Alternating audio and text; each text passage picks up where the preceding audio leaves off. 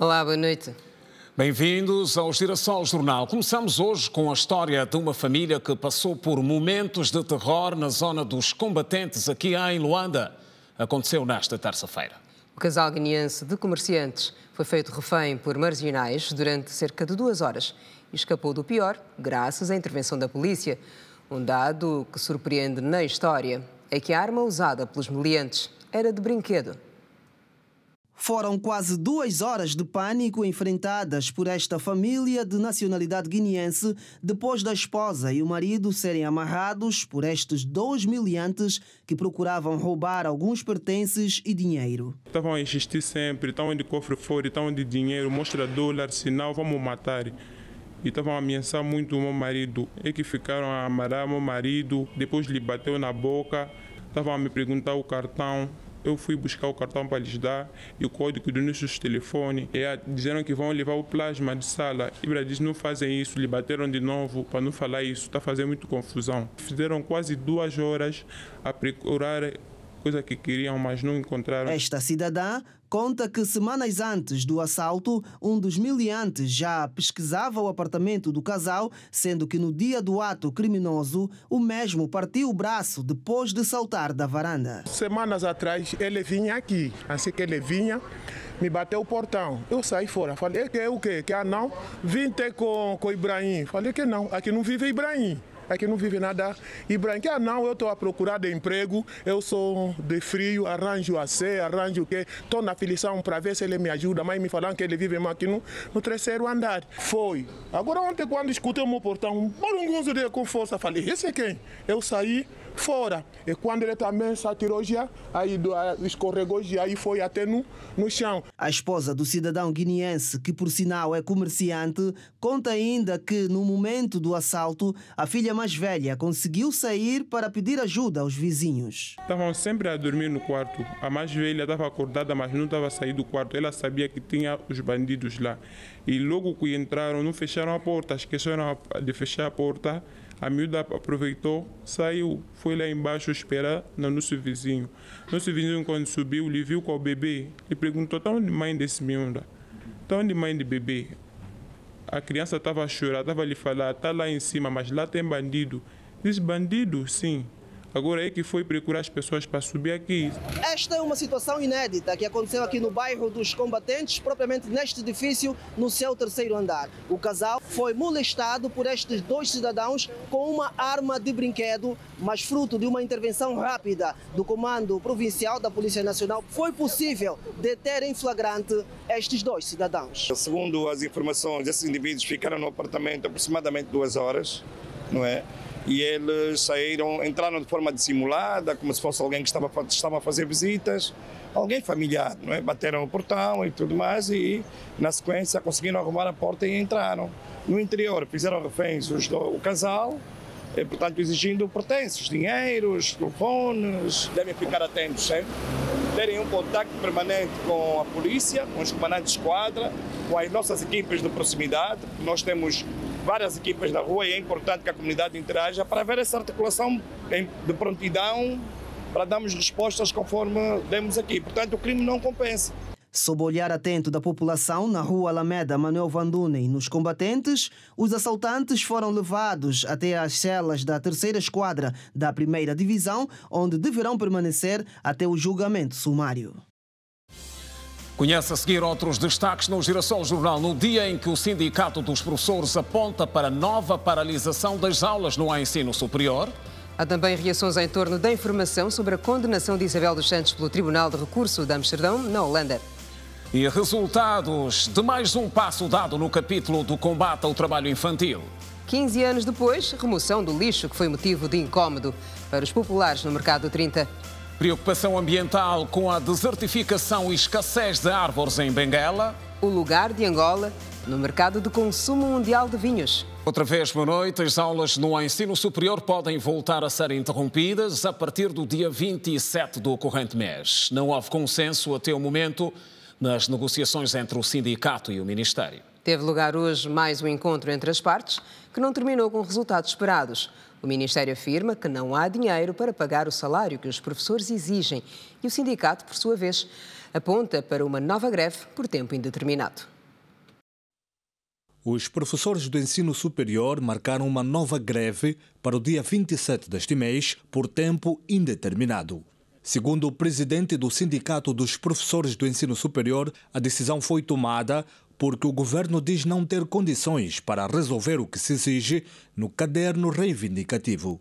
Lamentavelmente, o governo alega não ter soluções sobre os salários condignos e também para o seguro-saúde. Há um estudo que decorre entre o Ministério das Finanças e o Ministério do Ensino Superior, o que implica que o cumprimento da deliberação da Assembleia Geral do dia 5 de maio de 2023 sobre a retomada da greve no dia 27 de junho será um facto. A greve será retomada no dia 27 de junho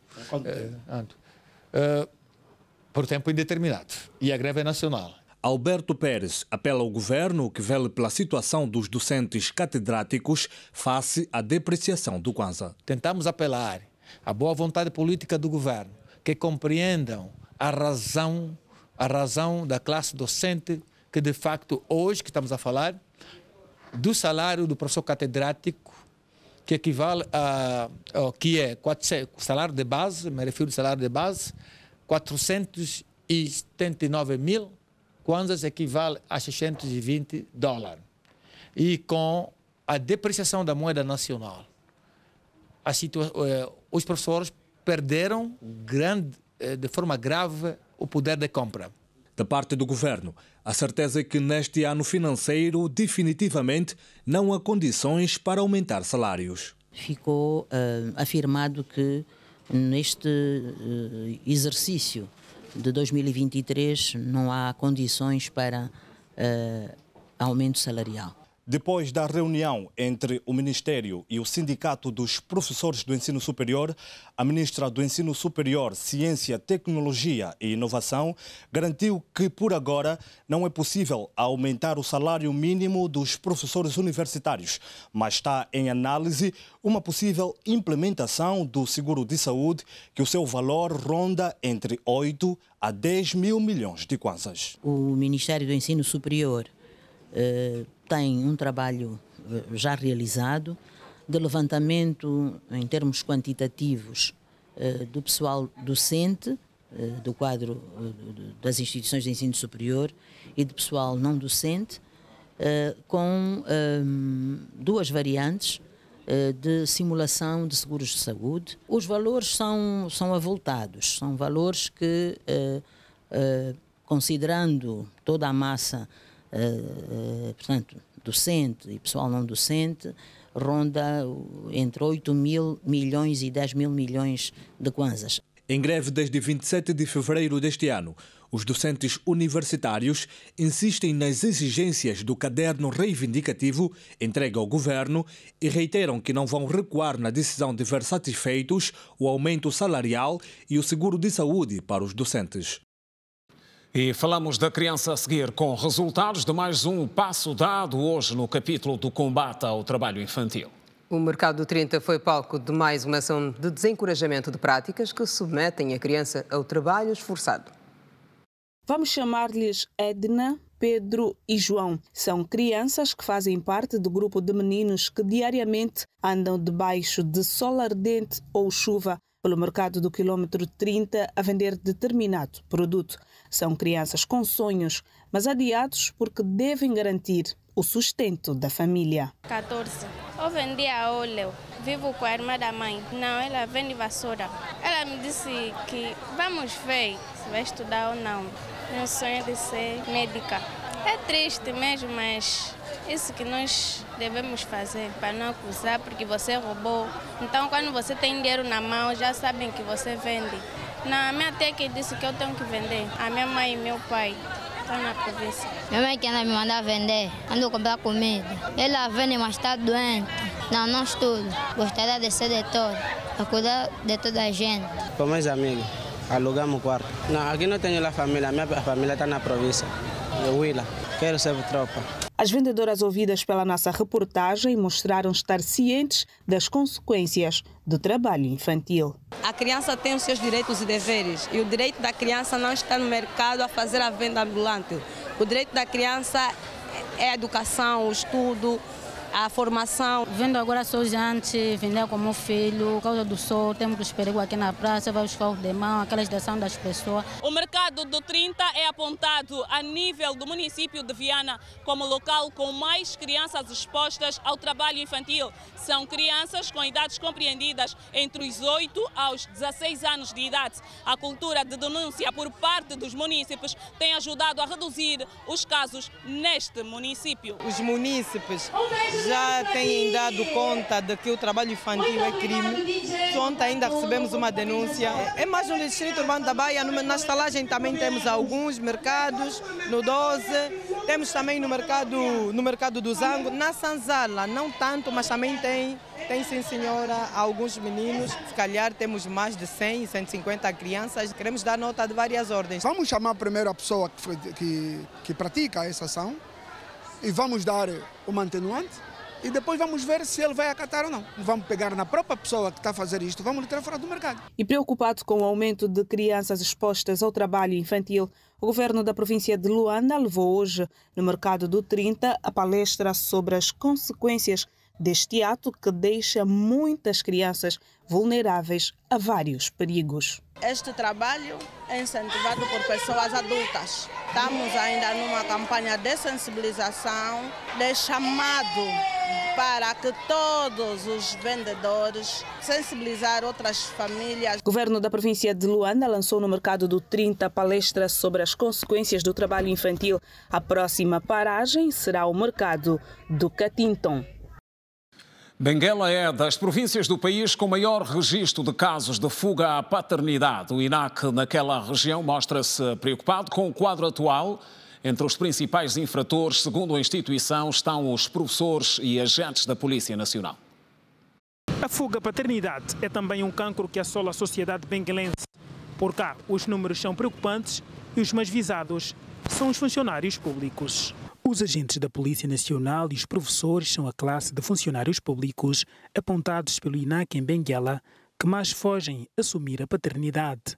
O fenómeno cria desconforto por parte da sociedade. Essa situação é muito errada, é muito feio, sabendo que um filho é fruto de um amor e de uma conversa, então é muito feio os pais deixarem de sustentar os seus próprios filhos. Então, o que eu aconselho, os pais que têm filho e estão a fugir a sustentar, que sustentem vossos filhos, porque os filhos precisam do amor, do sustento do pai, porque o sustento faz muita falta na vida de uma criança, porque a criança precisa estudar, precisa vestir, precisa se alimentar e ainda por cima precisa de acompanhamentos médicos. A fuga à paternidade é um mal social e os prevaricadores estarão sujeitos a má reputação no futuro. Agora temos número de crianças na rua a dormir, porque os pais também são verdadeiros, os pais também é que estão a ajudar que as crianças ficam na rua, porque isso é muito mal. Você sabe que naquela mulher foste lá, agora nega, porque você não está ciente que é meu filho, então foste lá para quê? Então são situações muito tristes e esses homens vão pagar a mesma moeda quando as crianças crescerem. E a mãe agora luta para conseguir comida, roupa, conseguir ir na escola, e o pai anda mesmo aí a viver bem, mas o pai nega. E isso é muita questão dessa província. O porquê ninguém sabe. Da parte do Instituto Nacional da Criança em Benguela, a sua diretora aponta a cidade de Benguela como centro da fuga à paternidade. Durante o primeiro trimestre, o INAC recepcionou 283 casos de diversas tipologias, dentre os quais 171 casos é de fuga à paternidade, onde envolveu 396 crianças, sendo 187 do sexo masculino e 209 femininos. Nós recepcionamos várias tipologias de casos, como eu já tivera dito, né? Mas dentre estes sempre a fuga à paternidade com o maior número de casos.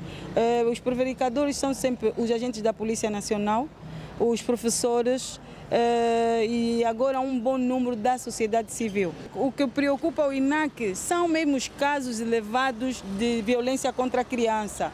dentre o abuso sexual, a instrumentalização, a fuga à paternidade e outros casos. Então temos que trabalhar seriamente na consciência do homem. Apelamos sempre os nossos psicólogos a nível da província de Benguela, principalmente aqueles que terminaram os cursos de psicologia, para ajudarem o INAC no sentido de nós conseguirmos resolver ou dar solução. Vamos mitigar os fenômenos e pelo menos que os casos diminuam. Essa é a pretensão do INAC. Condenação de Isabel dos Santos na Holanda. Reações em destaque.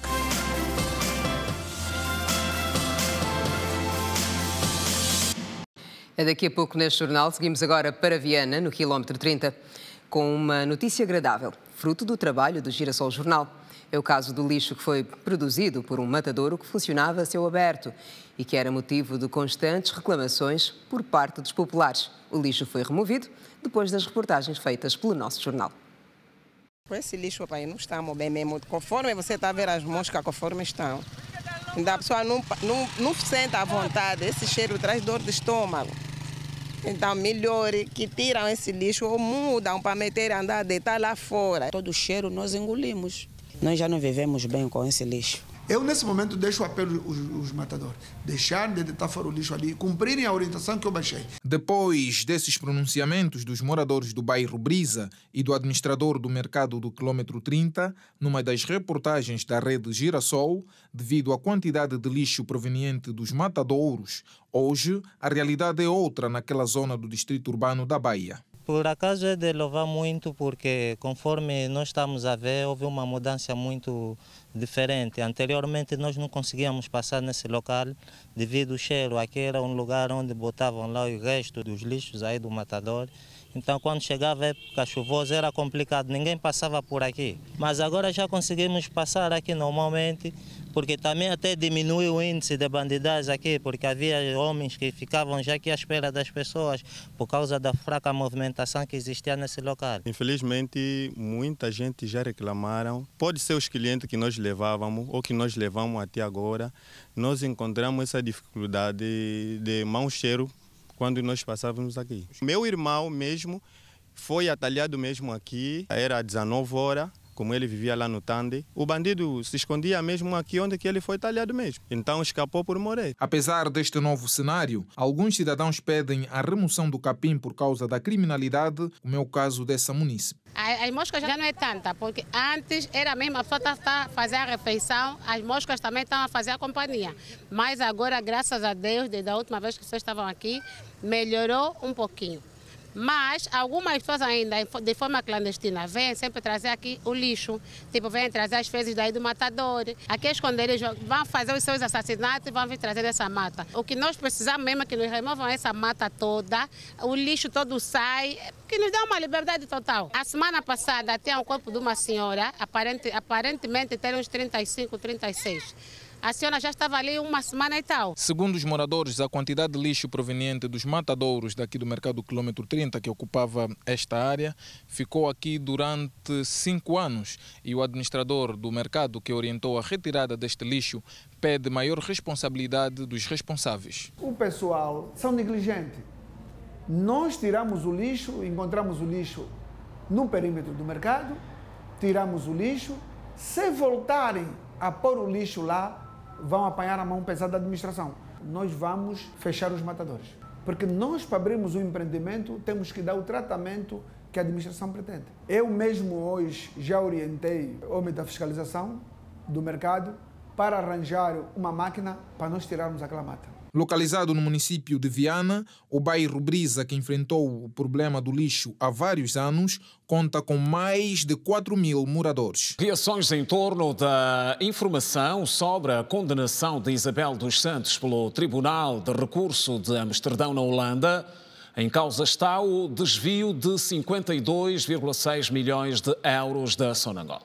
Reações que se fazem com perguntas pelo meio e opiniões sobre como a medida deve ser encarada no quadro da luta para a recuperação dos ativos desviados. Segundo informações avançadas pelo canal SIC Notícias, a sentença do desvio de 52,6 milhões de euros da petrolífera estatal Sonangol terá sido aplicada a Mário Leite Silva, antigo braço direito da empresária, e o seu administrador financeiro na Sonangol, Sérgio Raicundália. Este processo que agora é julgado em Amsterdão, no final das contas nós vamos vislumbrar que é a questão do combate à corrupção e vai mostrando agora os seus frutos. Atenção, a dinâmica jurídico-legal e não só da vida sempre obedece a processos, e um dos processos é o tempo. E o tempo está a clarificar e a denotar claramente que o combate à corrupção em Angola está agora a demonstrar os seus frutos. Essa é uma nota assente. O Tribunal dos Países Baixos deu como aprovado que Isabel dos Santos ordenou ilegalmente a transferência de dividendos da Esperança Holding detida pela Sonangol para uma sociedade da empresária, dando assim razão a Sonangol,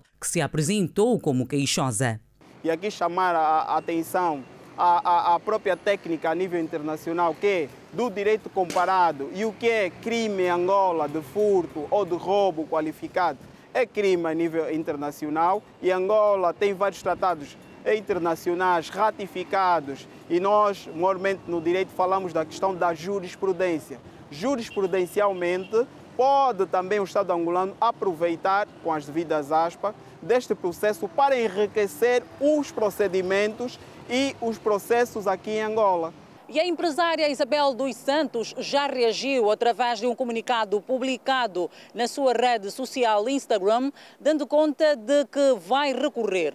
Este é o tipo de caso que, de acordo com os analistas ouvidos pela nossa reportagem, pode levar até 5 anos ou mais, até que venha conhecer o seu desfecho. Isabel dos Santos ressalta ainda na sua publicação que o recurso da decisão tomada pelo Tribunal da Câmara do Comércio da Holanda resulta pelo fato da instância judicial não ter analisado documentos relevantes submetidos pela defesa, documentos estes que poderiam alterar de forma significativa e substancial a decisão proferida. Ela praticou atos indevidos, atos ilícitos que se configuraram ou se consubstanciaram como sendo atos lesivos àquilo que é o cofre do Estado. E que cai no âmbito da gestão danosa e acusada também concomitantemente de ter cometido aí até crime de falsificação de documentos.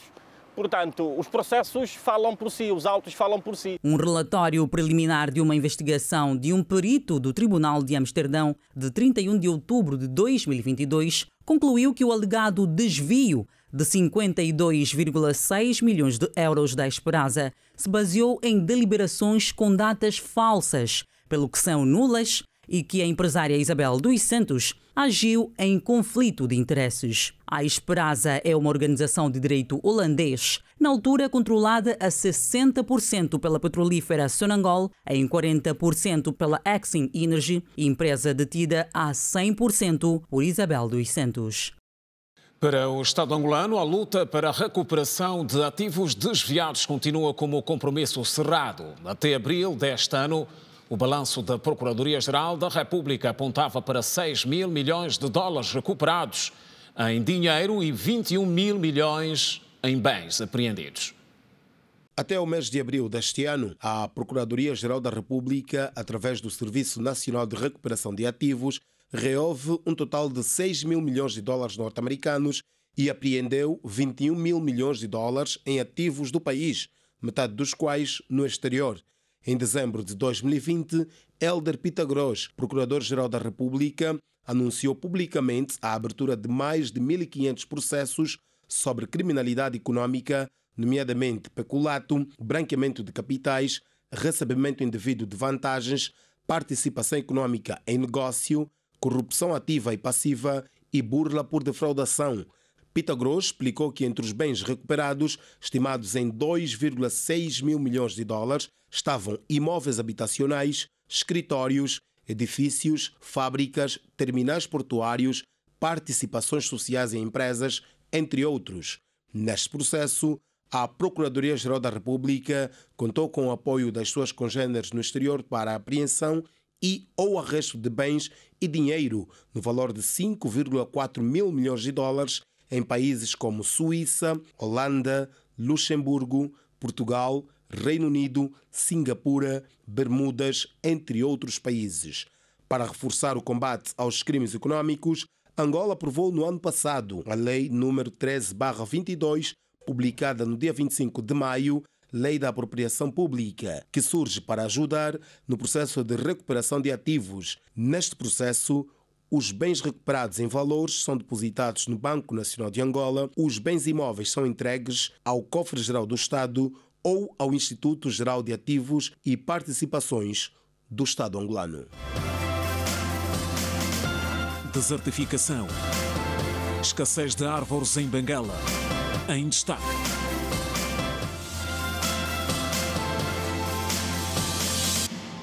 É daqui a pouco neste jornal. A TAG Linhas Aéreas de Angola acaba de celebrar acordos que formalizam a encomenda de novas aeronaves para o reforço da frota. Tratam-se de 3 acordos comerciais que vão permitir, na modalidade de aluguer de longo prazo, um total de 9 aviões no modelo Airbus A220-300.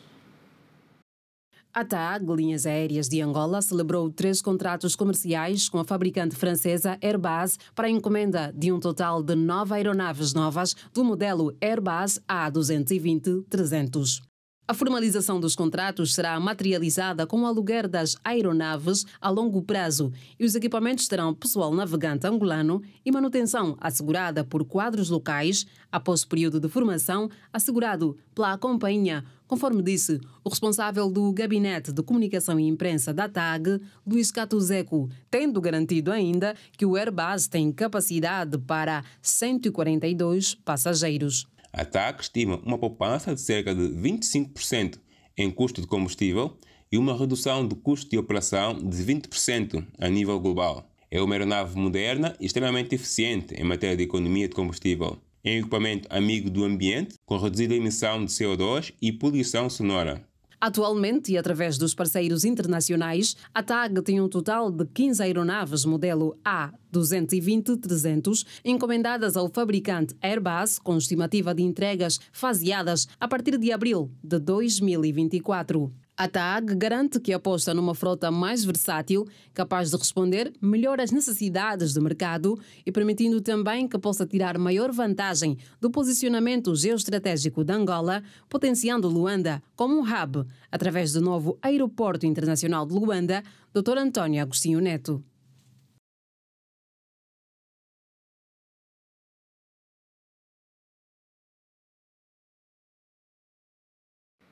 E ainda fora de portas, melhor, daqui a pouco vamos falar da atualidade internacional com Edna Firmino. Fora de portas continuam as buscas pelo submarino que desapareceu desde domingo no Oceano Atlântico.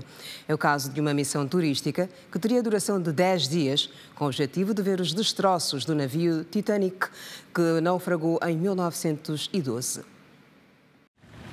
O submersível de investigação operado pelo Ocean Gate Expeditions desapareceu no passado domingo à noite, menos de 1 hora após iniciar uma nova descida aos destroços do Titanic, afundado a quase 4.000 metros de profundidade numa viagem com previsão de 8 horas, com 5 pessoas a bordo. O submersível chamado Titan tem uma reserva de oxigênio de 96 horas para os 5 elementos a bordo. Entretanto, a autossuficiência da viagem em curso deve estender-se na quinta-feira e a porta do submersível só pode ser aberta a partir de fora. As operações de busca detectaram ruídos subaquáticos na área onde desapareceu. Este facto aumenta a esperança de se poder localizar o veículo submergível e de os passageiros se manterem vivos. As buscas do ROV até agora não produziram resultados, mas continuarão, segundo o contra-almirante da Guarda Costeira dos Estados Unidos da América, que acrescentou que os dados da aeronave canadense foram compartilhados com especialistas da Marinha Americana para informar futuros planos de busca. John Maugerda disse que será preciso fazer busca numa profundidade ainda maior que a da área atualmente buscada pelas sondas. Até agora, quase 30.000 km² formam o perímetro da área onde decorrem as buscas e as investigações intensificadas que são coordenadas por equipas da Marinha da Guarda Costeiras dos Estados Unidos, do Canadá e contam com a ajuda de agências governamentais e empresas comerciais especializadas em águas profundas.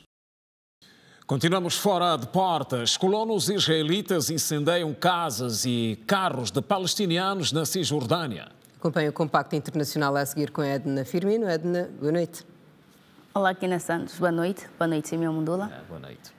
Boa noite a todos. Centenas de colonos de Israel invadiram uma cidade na Cisjordânia ocupada. Segundo o autarca da cidade, Lafi Adeb, mais de 30 casas e 60 carros foram parcialmente queimados. 8 palestinos ficaram feridos nos confrontos, durante os quais o exército de Israel disparou balas de borracha e gás lacrimogéneo para dispersar os populares.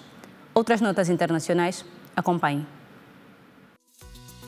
O Exército e as forças de apoio rápido que lutam pelo poder no Sudão retomaram hoje os combates, assim que terminou o cessar-fogo de 72 horas mantido em Khartoum, informaram alguns testemunhas. Segundo os moradores, a cidade de Omdurman, a norte de Khartoum, foi o alvo de bombardeios e de artilharia, enquanto aviões de combate sobrevoavam outras áreas próximas. O exército do comandante Abdel Al-Burhan e as forças de apoio rápido do general Mohamed Dagalo concordaram com o cessar-fogo para permitir a passagem de ajuda humanitária. A guerra, que teve início a 15 de abril, já matou mais de 2.000 pessoas, segundo a organização não-governamental ACLED.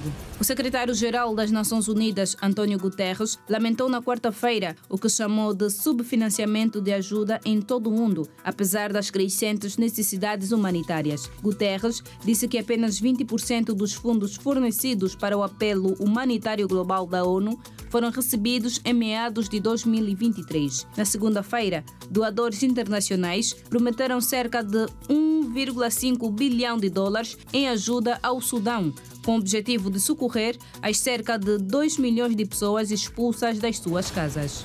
41 pessoas de uma prisão feminina em Honduras morreram nesta terça-feira, num incidente que, segundo familiares, pode ter sido desencadeado por um confronto entre detentas de grupos rivais. As reclusas queixavam-se há semanas que estavam a ser ameaçadas por colegas que pertenciam ao grupo Bairro 18. As vítimas morreram, na sua maioria, queimadas e outras baleadas. O porta-voz do Ministério Público, Yuri Mora, disse que ainda não tem detalhes sobre a origem da violência. As autoridades trabalham para identificar os corpos. O centro possui uma sala onde vivem 23 crianças que são filhos das presas, segundo Evelyn Escoto, comissária do Centro Nacional de Prevenção à Tortura, Tratamento Cruel, Desumano ou Degradante.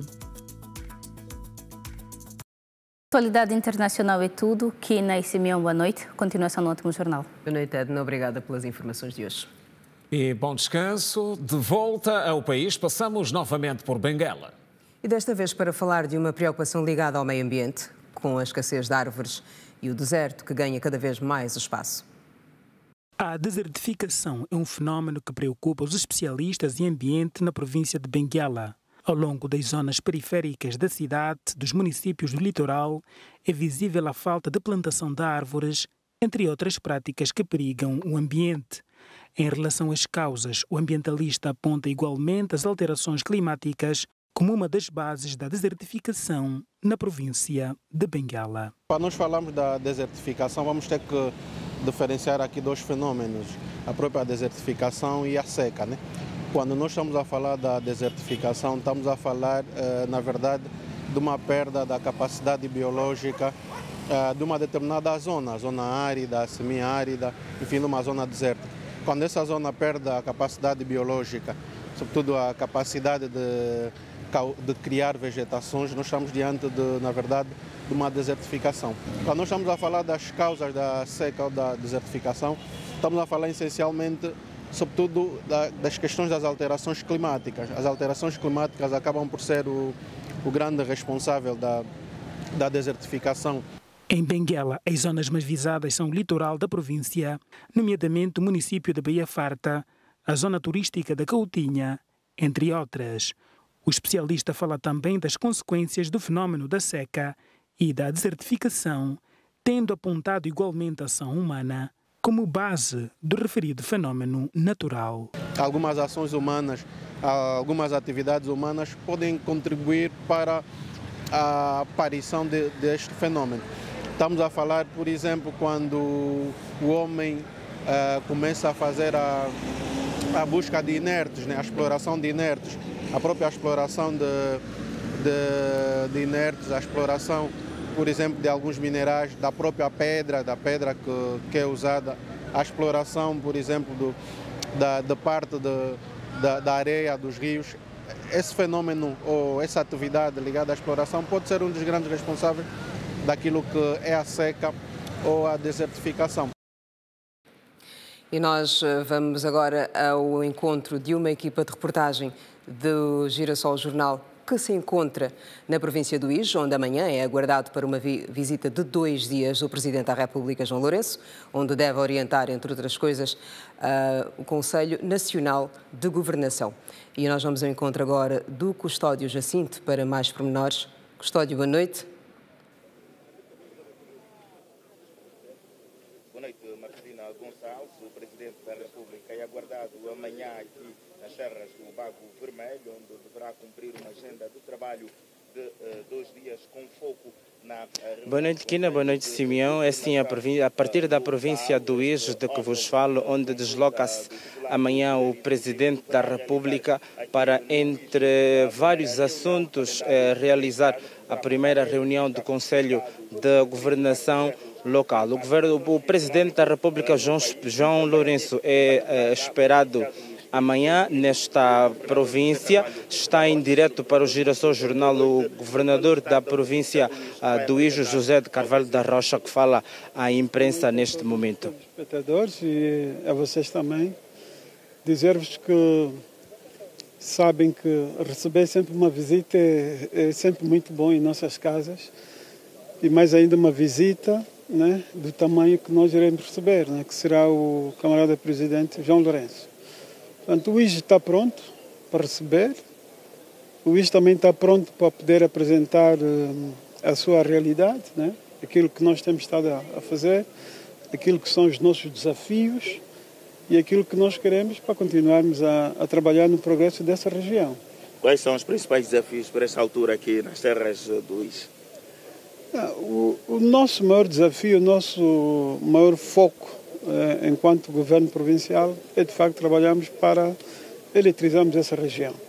Portanto, nós precisamos desse catalisador para olharmos para o progresso desta região, que tem um potencial agrário e agora desponta também um potencial minério muito grande. E depois continuamos a trabalhar sobre aquelas questões, né, que nós precisamos, que as nossas populações precisam, né? Água, estradas, enfim. Há todo um rol de questões que fazem parte da nossa agenda, que nós queremos aproveitar essa oportunidade para, de facto, expor e colhermos os melhores conselhos para continuarmos a trabalhar, como eu disse, para o desenvolvimento dessa região. Senhor Governador, como é que estão os principais projetos do governo? Falo do Cuenda e do PIMA aqui na província. Todos esses programas estão a andar, né? Nós temos o programa do PIME, de facto, a andar bastante nessa nossa região. Temos estado a entregar uma série de equipamentos à nossa população, o Cuenda também, né? E outros programas que também estão a andar aqui na nossa região. Portanto, temos estado, de facto, a trabalhar para que as populações sintam, efetivamente, que há uma atenção particular na solução dos seus problemas. Em relação à notificação, que passos já foram dados? Continuamos a trabalhar, de facto, na preparação das condições para que efetivamente ela arranque, não é? Sabe que é um processo, tem várias fases e estamos, de facto, posso dizer, na reta final da preparação de toda a documentação, as suas aprovações, os vistos ao Tribunal de Contas, para que efetivamente comecemos este grande programa de modernização dessa região. Era o governador da província do Ije, José de Carvalho da Rocha, a fazer então a antevisão da visita do Presidente da República a esta província. De acordo com a agenda do chefe de Estado, está previsto para amanhã a chegada no aeroporto, vai realizar a reunião com autoridades da província e depois vai dirigir-se aqui ao governo da província para realizar a reunião do Conselho de Governação Local, que deverá acontecer em 2 momentos. A primeira será realizada amanhã, dia 22 de junho, no período da tarde, e a segunda será realizada na sexta-feira, logo pela manhã.